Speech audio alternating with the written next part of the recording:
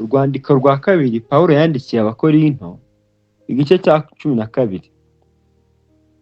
Nkwiriye kwirata nubwo bitagira umumaro. Mbabwire ibyo neretswe n'ibyo nahishuriwe n'Umwami wacu. Nzi umuntu wo muri Kristo wazamuwe akajyanwa mu ijuru rya gatatu. Ubu hashize imyaka 14. Niba yari mu mubiri simbizi, cyangwa niba atari mu mubiri nabyo simbizi, biza Imana.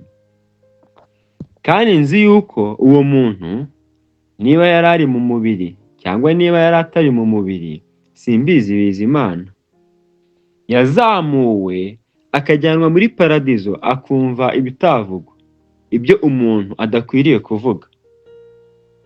Kubw'uwo muntu ndirata, ariko ku bwanjye sinirata, keretse kubw'intege nke zanjye. Kandi nashaka kwirata sinaba umupfu, kuko navuga ukuri.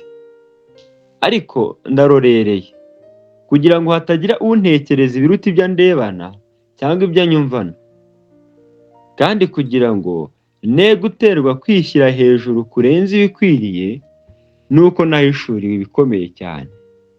Nicyo cyatumye mpabwa igishakwe cyo mu mubiri, ari cyo ntumwa ya Satani yo kunkubita ibipfunsi, ngo ne kwishyira hejuru kurenza ibikwiriye. Kuri icyo kintu ninginze Umwami wacu gatatu ngo kimvemo.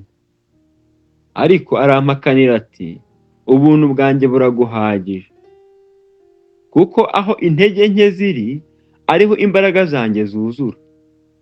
Nuko nzanezerwa cyane kwirata intege nke zanjye, ngo imbaraga za Kristo zinzeho.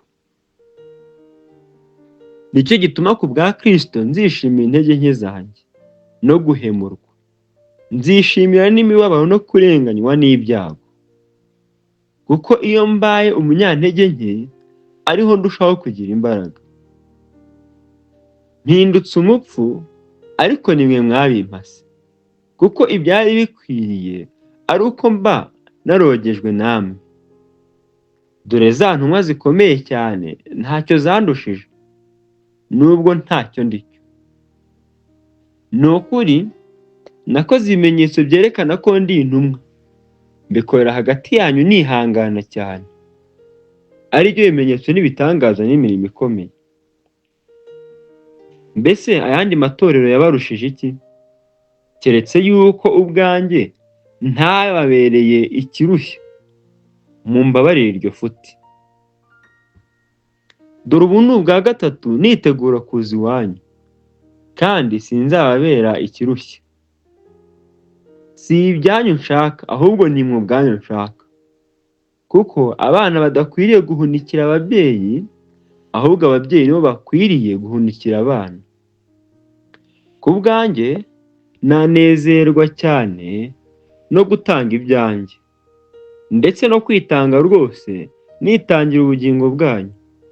Nubwo uko ndushaho kubakunda, ariko urukundo mwankundaga rurushaho kugabanuka.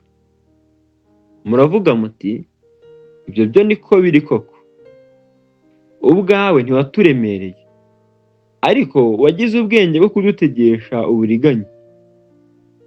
Mbese koko, hari ubwo nigeze ngira umuntu wese mubona batumyeho mbakisha indamu? Nahuguye Tito mutumana na mwene data wundi, mbese hari indamu Tito yabenzeho? Si umwuka umwe twagendeyemo? Nawe ntiyageze ikirenge mu cyanjye? Uhereye kera mwibwira yuko tubireguraho, ariko imbere y'Imana Kristo niwe utuvugiramo.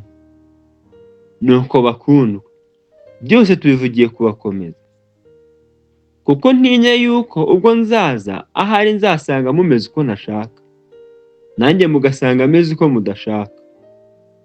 Kandi ndatinya yuko ahari hazabaho intonganya n'ishyari n'umujinya no kwirema ibice no gusebanya no kuneguranira mu byongorerano no kwihimbariza ubusa no kuvurungana. Kandi ndatinya yuko ubwo nzaza Imana yanjye izongera kuncisha bugufi muri mwe, nanjye ndirire benshi bacumuye kera ntibihane, ibyonona n'ubusambanyi n'iby'isoni nke bakoze.